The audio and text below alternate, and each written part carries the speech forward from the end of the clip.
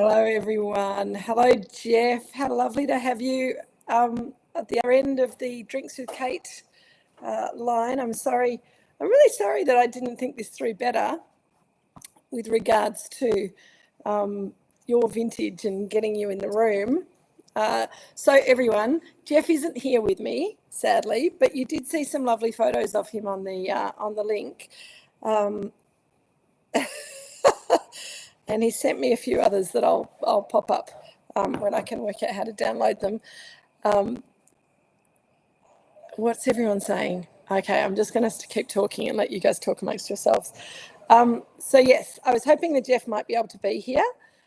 We have some people live in the room as well. They're just working out their technology, so that's okay. You guys probably can't hear. Hello, Nina. How are you going? Nina's in the room, being smart. Hello, Alison. Good to see you. Craig's burgers are on. Peter's cooking our burgers, so I could relax into my panicking before Drinks with Kate, which, Jeff, it still happens, so don't worry. It's all still very much like it always has been. Oh, venison burgers at Alison's house. Nice. What sort of burger have you ordered, Jeff? So for those of you who don't know who Jeff is, I should probably let you know. Richard, could you please not talk? Richard, I can't do this while you're talking. Yeah, okay, cool.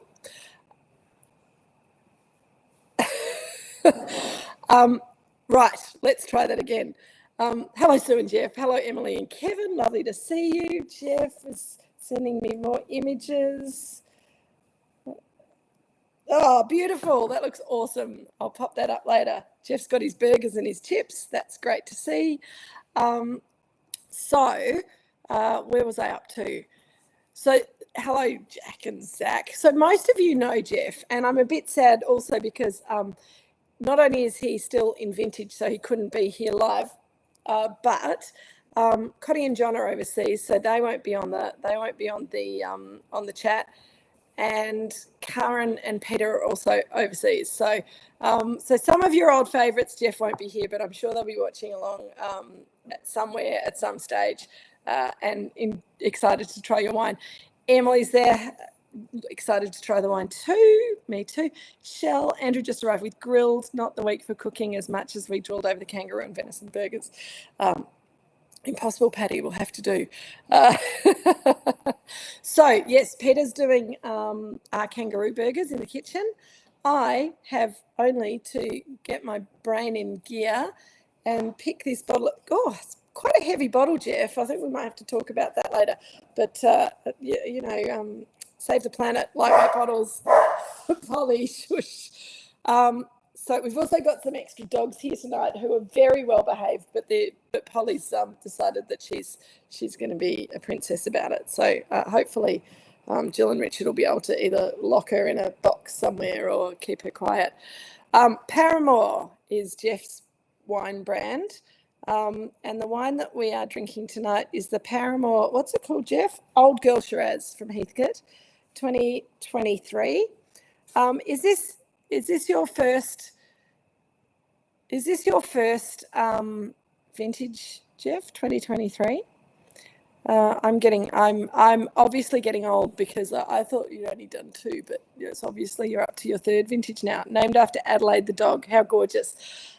Craig's got 2/3 kangaroo, 1/3 pork for your burgers. Very smart because kangaroo's a bit lean.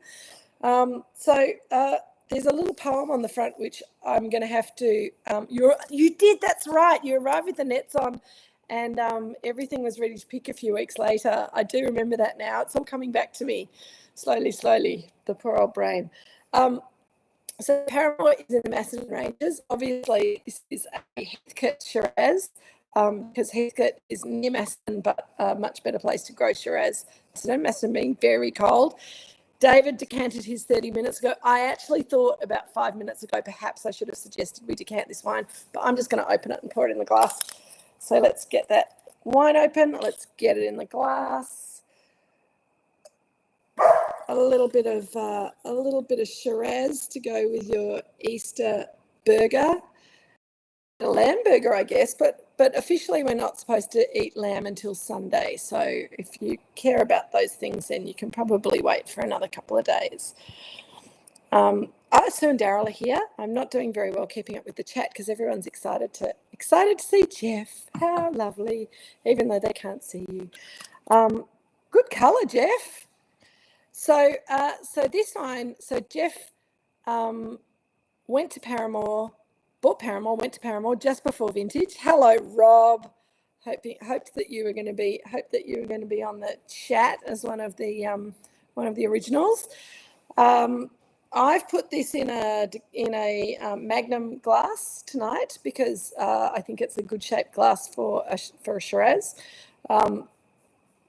You could use a Chianti glass, or if you've got Shiraz glasses in the Riedel range, they're a bit bigger, but similar shape to that, so they work pretty well. I wouldn't usually drink a Shiraz, particularly a big, rich Shiraz like a Heathcote Shiraz like this, in a Pinot Noir glass. You can get away with it with a Moorooduc Shiraz, not so much with a Paramoor Heathcote Shiraz. So, Craig, we should have gone with the latest trend and made rabbit burgers, very sustainable. I would have thought kangaroo burgers were pretty sustainable as well. But anyway, I can smell the burgers from the kitchen. They're smelling really good, as so is the wine. So, Jeff, this is 100% whole bunch. I know there is some whole bunch in it, but I didn't get around to reminding myself on the back labels. So I can smell a bit of whole bunch in there. And I know that this was a wine that you and Jeremy were particularly happy with out of the 23 vintage. So 100% whole bunch, thank you, excellent. And that does smell lovely. It's a very different aromatic profile from a Mornington Peninsula Shiraz or a Shiraz. I think that Heathcote Shiraz has a really distinctive character. Here you go, Dad. I still haven't got my bifocals, so I can't read back labels without taking my glasses off. So we're just going to have to work with the information that's coming online from the owner and winemaker. Craig's saying it's good, Jeff. It's good. That's hello, Kim. How are you? Watching from the gym sauna now. That's excellent. Very good. So you've got, yes, grilled is a good burger option if you're not making them from scratch at home. So okay, how does this wine smell, and how does it smell different from Shiraz from other places? So Shell's already got into the pickles and Dijon mustard on her burgers, and it's doing well there. I think it will, absolutely. So for me, for Heathcote, Heathcote is very dry. And Jeff, please correct me if I say anything wrong, because you live it. I just read about it and go and visit it every now and again. But Heathcote's very dry. It can get hot, but it's not baking hot like Barossa or even McLaren Vale. It's a different kind of heat. It's more inland. And I think there's a bit of elevation in some bits of Heathcote. 100% much drier than Macedon, absolutely. So where Jeff is in Macedon, as I said, he's still doing vintage. He picked Riesling yesterday. How long ago did you pick your Pinot Noir, Jeff? Probably not that long ago. And at Moorooduc, we picked Pinot Noir at the second week of February through to the fourth week of February. So Macedon's cooler because of elevation, and wetter and cloudier, and there's some heat in Macedon. Growing temperatures 30 plus. Hello, Nareem, and all of the dyes. Good to see you. Last week, excellent. So I thought you were picking Pinot last week, but I wanted to check. 13 Beaumay, very good. So we're looking at, in Macedon, a much cooler later season than even what we see here on the Mornington Peninsula, which we consider to be a cool climate. But because we're so close to the sea, that maritime influence changes the way things ripen and changes the way things are flavoured. And that goes for Pinot Noir and it goes for Shiraz. So let's stop talking about Macedon now, because we'll come back. We'll have one of your Pinot Noirs down the track, Jeff, and we can talk more about Macedon then. And maybe you can be, hello, Kay.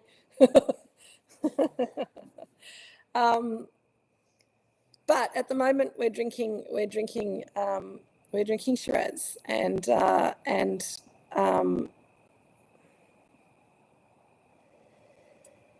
what are the characters that I associate with this region? So very dusty, dry, earthy characters, I find, particularly in the Shirazes from around Heathcote. There's a dry, dusty, tannic savouriness to the wines. They have, that's right, Craig. It's not hugely fruit forward. Some Heathcotes are, but those wines for me are often a little bit overripe, and I think Jeff's picked this at just the right time. Also, with that whole bunch ferment, that's going to give it a little bit of perfume lift at the front of the nose, but also some more savouriness on the back of the nose and on the palate.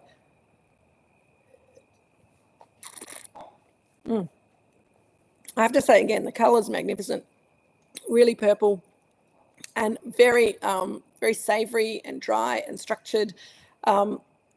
Jeff's saying it's a special site because luckily Will, the previous owner, is friends with Michael and shared the info.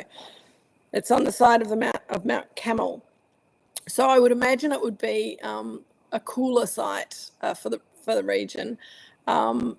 And I think having those connections with people who know the land and who know the sites is really, really important. So that can help you find some really special fruit.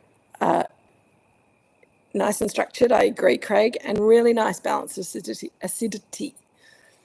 So what else can we say about this wine? I'm really looking forward to having some burger with it because I think it smells like a real kind of meat sort of wine.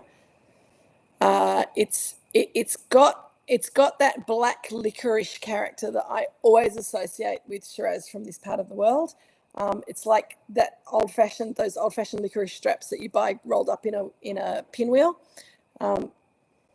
It smells just like that. There's a tiny bit of kind of bitter dark cocoa on the nose as well, but there's no sweet chocolatiness at all. It's all bitterness and sort of dryness and really crying out for the tannins, and the fruit flavors are really crying out for some meat. So that will be Pete is creating, and that will be lovely when it comes. But in the meantime, I'm a professional, so I can taste wine without food.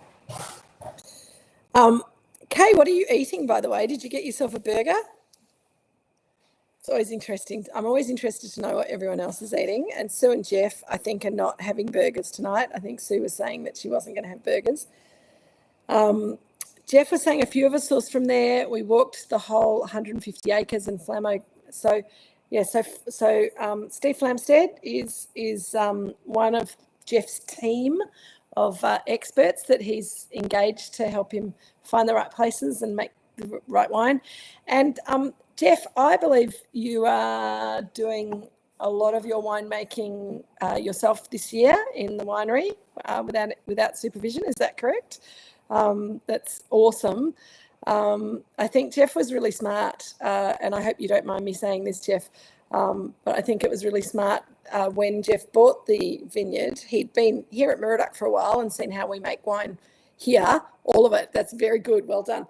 But in the early days, got a bit of help from some experts and worked with some really amazing people. Steve Flamstead, Jeremy was involved in a few things. I think Jeremy was involved with this line, and Richard, and just getting some really smart winemaking and viticultural advice. And now Jeff's doing it all himself, and it's a lot of work, isn't it, Jeff? I hope you've got some good helpers in the winery as well. Oh, thank you, Jeff, saying that Steve and the Moorooduc team are instrumental.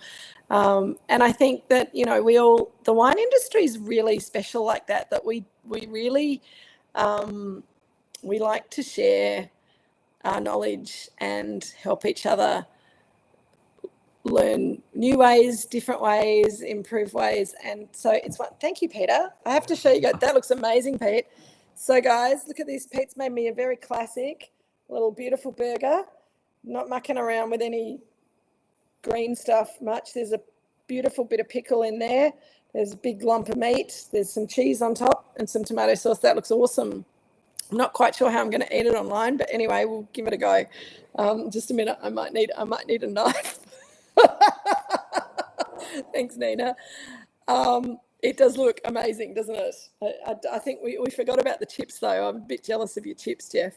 And Kay's got burger with brioche bun, pickle, lettuce, and chips. Yum. Excellent. Jeff and syrup for the pork and beef stir fry leftovers tonight. Excellent. Craig is saying good things. Bierenberg's caramelized onion on yours. Yes, Pete was going to make onion, but we kind of ran a bit short. It is missing the beetroot, Jeff. There was supposed to be beetroot, but I forgot to tell Peter about the can of beetroot in the cupboard. So we'll save that for next time. Thank you. Thank you very much. And I also from that kangaroo burger recipe that I sent out, I did specify to leave the pineapple out because I think pineapple would fight with this wine, even if you like pineapple in a burger, which I don't personally, but I don't judge anyone who does. But I think that for this wine, it could cope with the beetroot. Oh yes, I'd love to have some of Deb's beetroot relish, Rob. Maybe next time. I was thinking actually when I was putting this together, a bit of beetroot relish would be rather lovely. G'day, Deb, if you're there watching along. Oh, Polly, I know it smells good, doesn't it? Polly's licking her lips and sniffing. Hang on, Paul, what do you think? Do you want some burger? Yeah, you can't have it. Sorry. Jackie Little and the team are having burgers with beef and herbs, the rolls from scratch. Oh, my God, well done. You've done better than me. I bought the rolls yesterday, so they're just potato bread rolls. Fiona, you judge about pineapple? Yeah. Well, I'm not quite as judgy as you, almost, but not quite. All right, I have a knife now, so I'm gonna sever this burger in twain, as Jeremy would like to say. No Jeremy today. Jeremy is finally having a few days away from Moorooduc, and I would imagine that the last thing on his mind would be doing Drinks with Kate online. He's been at home all day today and yesterday, and probably for the foreseeable future, making a chook shed for his kids, who he's not going to put them in there. He's going to get them some chooks. So that's their Easter project. That looks really good, Pete. All right, here we go.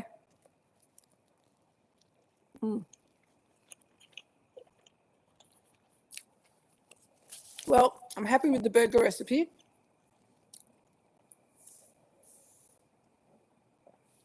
And I'm very happy with those flavours with that wine. It brings out some really different, so I always find that meat will bring out the sweetness and the fruit of wine. It softens the tannins out. The savouriness of the wine kind of just takes it a little step back. And it's why I really like to drink savoury, tannic, structured wines with meaty dishes, because big, rich, ripe, sweet, fruited wines, sort of, for me, it's a bit like those meat and fruit dishes from the 70s, apricot chicken is a popular one, or mango. I've never really liked that flavour combination. I want savoury with my protein rather than sweet with my protein. That said, there's a bit of Jill's homemade tomato sauce in here, and a bit of homemade pickle that's got a bit of sweetness as well as a bit of sourness to it, which is a really nice combination with the wine and with the meat as well. Okay, so Emily and Kevin will be having a classic American mushroom Swiss for Emily, smash burger and homemade air fryer fries. Fantastic. Mouth-filling, wonderful, lingering flavours, Jeff, super work. That's from Jack and Zach about your wine. Jackie, Jeremy will be renovating the bathroom. No, it's not the bathroom. It's the laundry. that's next on the list. The chook shed is the first job to do. So he's because the kids are really hanging out for these chooks. They're going to be the best kept chooks in town. They are. I'm just giving Polly some bun to shut her up. It'll probably make her bark more at me in a minute. These chooks have 2 children who want to buy hats and what else were they saying, Jill? Harnesses and leads for them to take them for walks. They're going to be either the happiest chooks in the world or the most traumatized chooks in the world. I'm not quite sure what, but I'm a bit jealous because it means Jeremy and his family will have fresh eggs every day. What are people saying? Jeff, it is really lovely how this wine represents its character in the vineyard, in the wine. I think that's always what we aim for. And I think that you guys have done an amazing job in getting that savoury, structured Heathcote character in that wine. It's not overripe. And I remember tasting Heathcote Shirazes in the early days, and they were trying to be like their South Australian counterparts, and they're just not. They're completely different. Beef and prunes was one of your mum's specialties, Kay. That sounds lovely. I might pass on that one too. Alison, what's Alison saying? It's such a huge undertaking.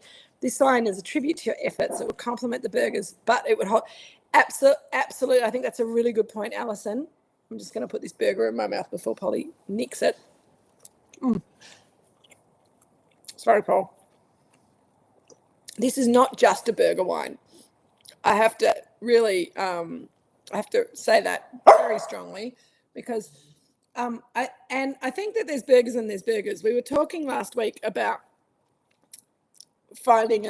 Craig suggested that we found a match to Macca's, and I said I wasn't going to eat Macca's, so that was out. But then talking about burgers, there's a good burger, I think, is such a delight. 30 viewers, I know, Shell. We've got some. We're 32 now. So Jeff, we've had a few. It's not the highest view count that we had during the lockdowns were kind of in the 50s. I think we once got up to the 60s. I think there was one. Jeff, I think I might be hallucinating, thinking that we got up to nearly 100 people once. Right in the depth of where no one could go anywhere, and everyone was. Jeff does have a big family, Craig. That's a good point. Craig is saying this is missing the dustiness of some Heathcote wines, but it's not such a bad thing. It separates it from other Heathcote styles. I remember 70s, Jackie, absolutely. But these days, particularly because it's Easter, and I'm so glad we've just gone down to 23. Everyone's jumped off now that we're counting numbers. Oh, my God, I just lost a whole lot of people. Sorry.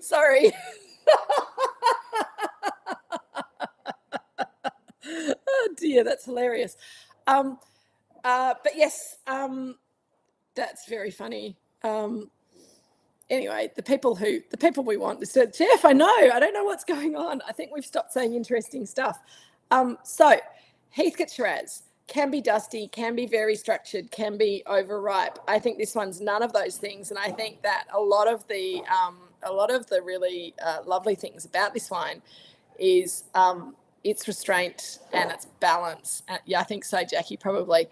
Or I stopped talking about Heathcote, and so all the Heathcote lovers jumped off. But I think that the thing that I really love about this wine, and I've got to say actually that there are quite a lot of that old-fashioned Heathcote Shiraz style for me was a bit too much, bit too heavy, bit too structured, bit too ripe. All the things, and I love the fact that this wine's got that savoury kind of bent to it. It still looks very much like an Australian wine. It's not trying to be anything else, but it's got a light dustiness. It's got some, that licorice. It's got some violet. It's got some really lovely notes going to it. And what I was starting to say is that it's not just a burger wine. You could have this with. I think it cries out for red meat. That's my personal opinion. I think it's Craig and Karen have different numbers on their phones. Numbers are dodgy. Hilarious. They'll be stopping you from saying things again soon, Craig, if you're not careful. But I think also as this wine is sitting in the glass and opening up, it's getting even more exciting for me because that plum fruit's coming up. And I just made, some friends gave me some plums the other last weekend, and I made plum jam. And so I was cutting up these lovely ripe plums that they were ripe, but they were still tangy. And that's what I see in this wine. It's ripe, but it's still tangy. It's got some lovely rich fruit to the core, but it's got some savouriness. It's got beautiful structure. It's got really lovely tannin and acid balance. And the whole bunch component, that whole bunch character is giving it, I think, an amplified elegance, if that makes sense. There's not really a great phrase, but I think picking date's so important with this fruit. Absolutely, Jeff. So Jeff, we were just talking about, I don't know. Karen and Craig are jumping on their phones and boosting the numbers, I think. I'd love to compare this with the D-stem version. Absolutely. I think probably, Jeff, something that we should work on sometime in the next 12 months or so, and we'll organise it with plenty of time so that our interstaters can join in, is maybe a little road trip to Macedon and Heathcote to visit. We'll come and visit you and have some, and do a tasting of all your wines and have some pizza, because I know you love making pizzas in the wood-fired oven. Craig wants to know if you pick crazy early in the morning or does it matter? And Alison's, it would be really fun. And I've been sort of mulling on doing it. We're going to Adelaide this year, which I said I wasn't going to talk about again. So we'll move swiftly on. But it would be lovely to come and do a little. Well, we can talk about the catering, Jeff, later.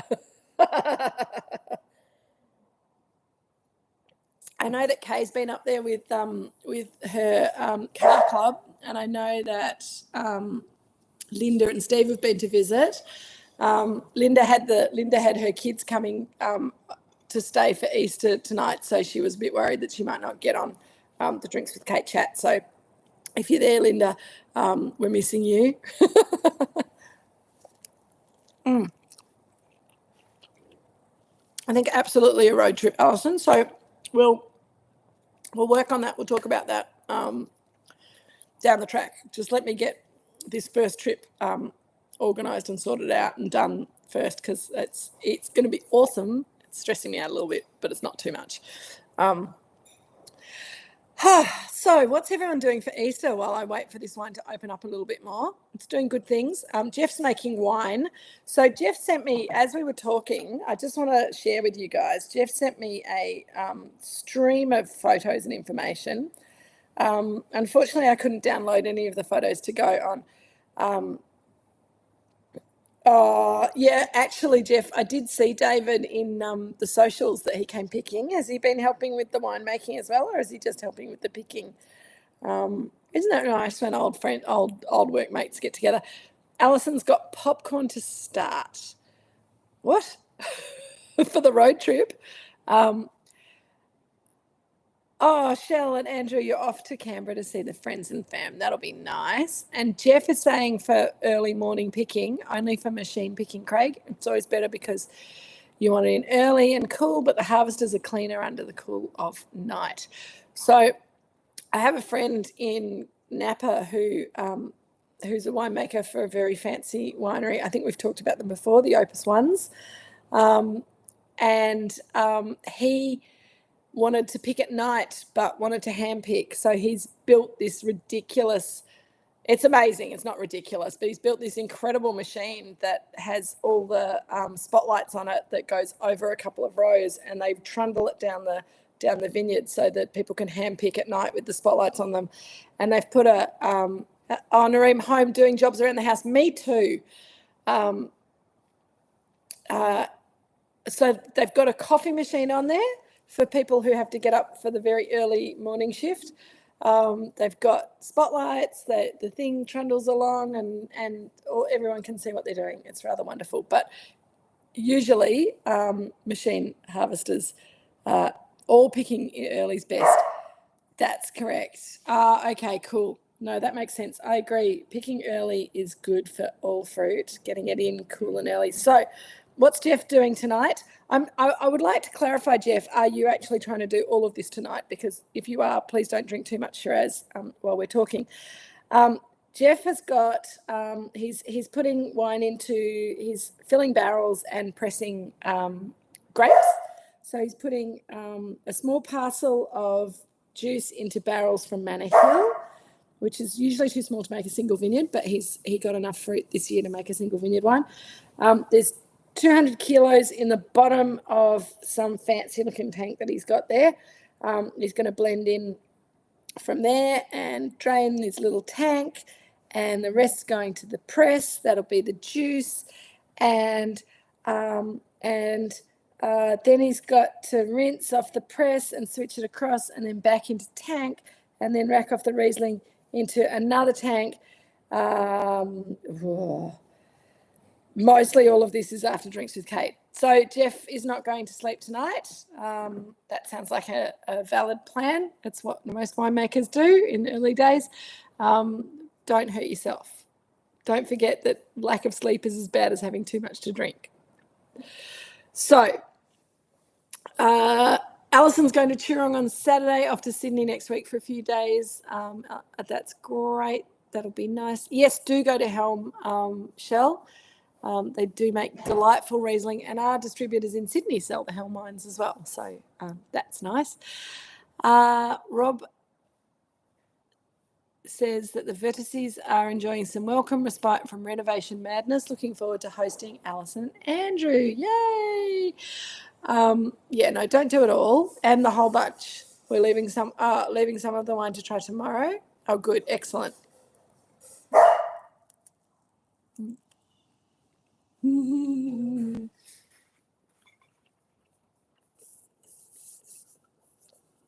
Helmer open on Easter Sunday. Excellent, Shell. So, yes, Craig, stop bullying me about Nebbiolo or I'll never let you try it. I don't respond well to bullies.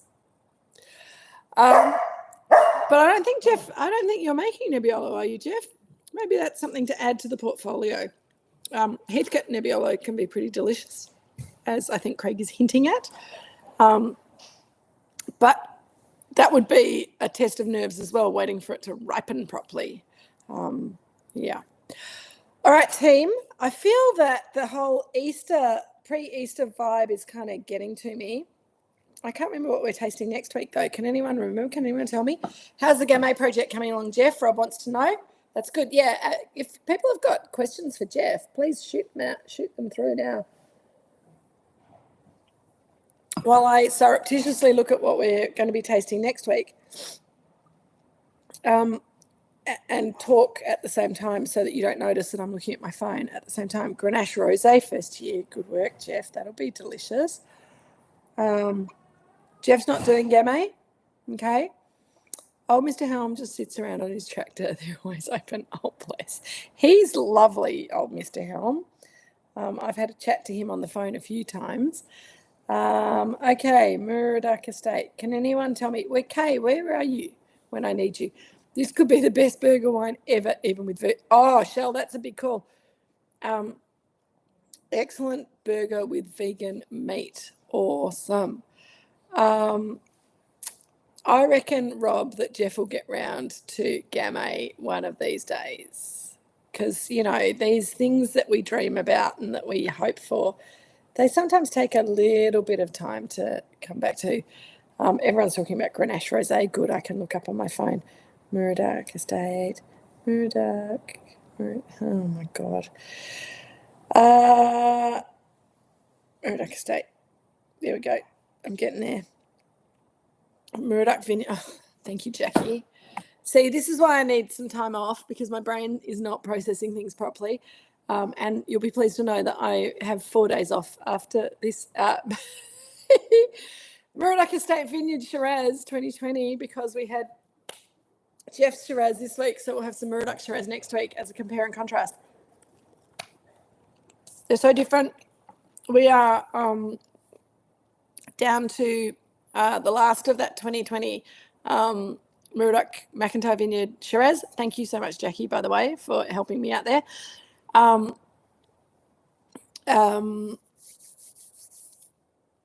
Yeah, so I think Leonie will probably tell me that there's no Moorooduc whole bunch Shiraz. How would I describe the difference?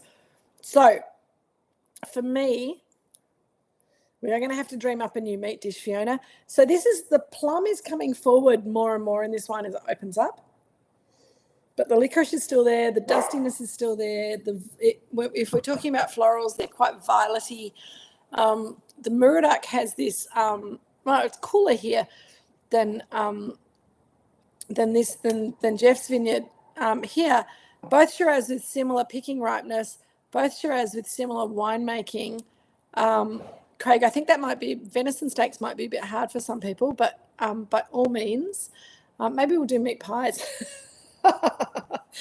Our Shiraz for me always has more of a jalapeno note to it. It has more of a blackberry, blackcurrant note to it. No Bambi, Kay. That's all right. It'll always be optional. It'll never be the essential match.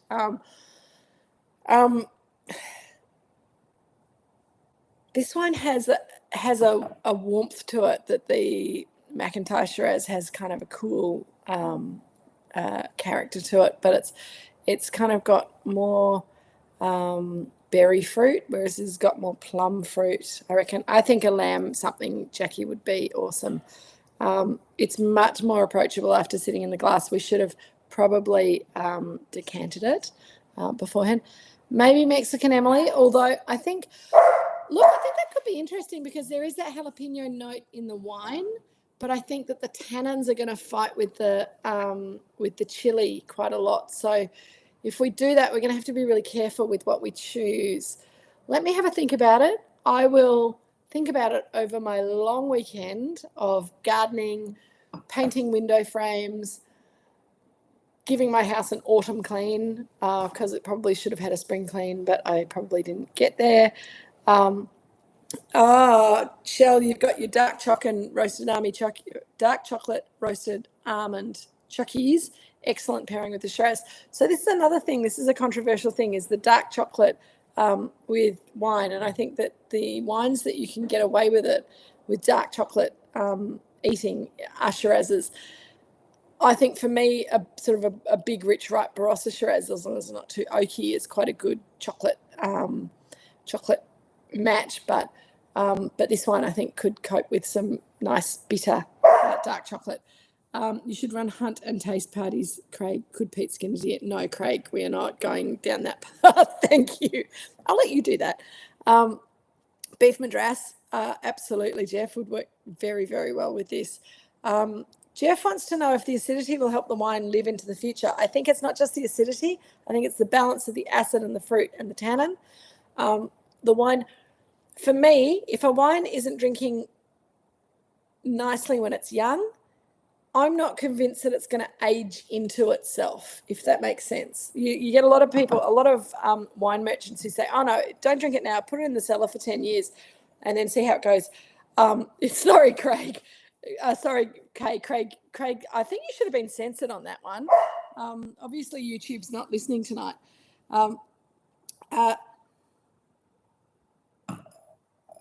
People who say, don't taste it now, it doesn't taste any good now, but it'll be great in 10 years' time. All care, no responsibility. If you buy a wine and put it in your cellar for 10 years, there's no way that you're sending it back after 10 years. There's no way that they're taking it back after 10 years. And there's no way of verifying that a wine that is not very pleasant when it's young is going to get better. There are certain wine styles that are always better with age, but I think the best wines are going to be drinkable when they're young, and they're going to be either as good or better as they get older.